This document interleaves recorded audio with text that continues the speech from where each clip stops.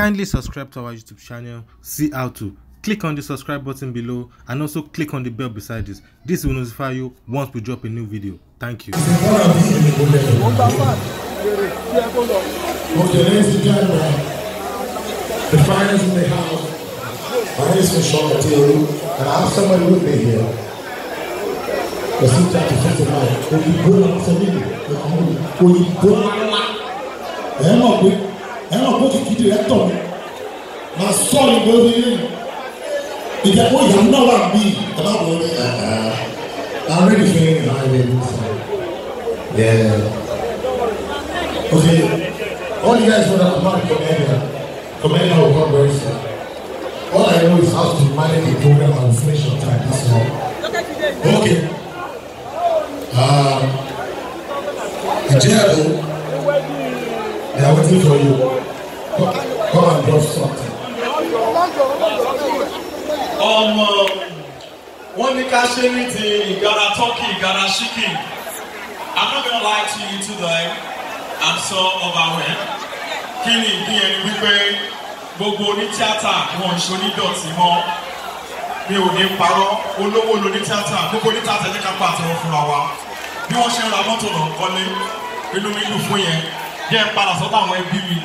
Ọmọ olùkọ́ dáàbò ọmọ olùkọ́ bèèrè ọmọ bẹ́ẹ̀ fún bẹ́ẹ̀ ọmọ rẹ̀ ìgbénu gbogbo bẹ́ẹ̀ lọ́rẹ̀ ìgbénu lọ́kọ̀ bẹ́ẹ̀ ní ìgbénu gbogbo dání yóò dání kékeré. Ọmọ rẹ̀ gbùdọ̀ ọmọ bá fún mi yẹ ní nìṣàn. Débẹ̀ jẹ̀mú náà papọ̀ ìdílé. Bàbá ọmọ lé mi sọ ọmọ gẹ̀gẹ̀. Tèmi èmi o. Mo jẹ́ mi sọ ọmọ gẹ̀gẹ̀. Tèmi èmi. Ẹ̀kọ́ ni o.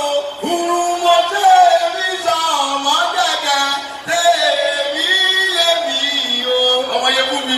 Mo jẹ́ mi sọ ọmọ gẹ̀gẹ̀. Tèmi èmi.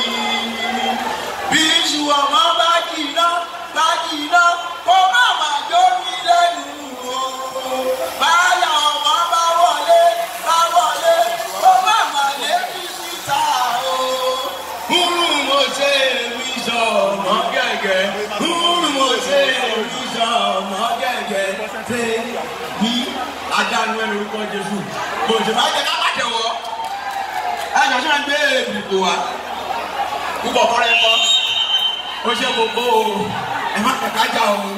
Ẹ má jẹ ká sọ ọ̀rọ̀ bàbá o. Ẹ má ṣe á o. Ẹlùkọ́ ẹ má jẹ kí ẹ̀kọ́ níbi ewu ẹ̀jọ̀ o.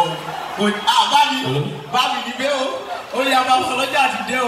Àwọn ọba mi láti di sàn pàdùpà. Lẹ́yìn ọ̀dọ̀ ṣùgbọ́n ọ̀dọ̀ ni wọ́n bá ní wọ́n gbé. Wọ́n fẹ́ mi nà mí lówó. Pàdùpà wa rè o. Lérè yẹn, àwa rè ókè o. Lémọ̀kè o.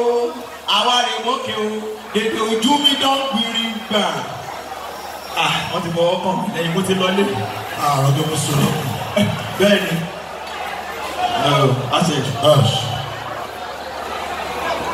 Meeting.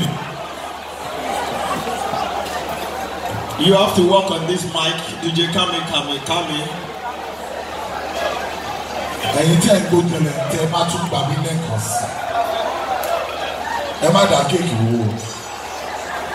All right, okay. Thank you so much for watching. You want to see more? Click below and subscribe because we drop video every day.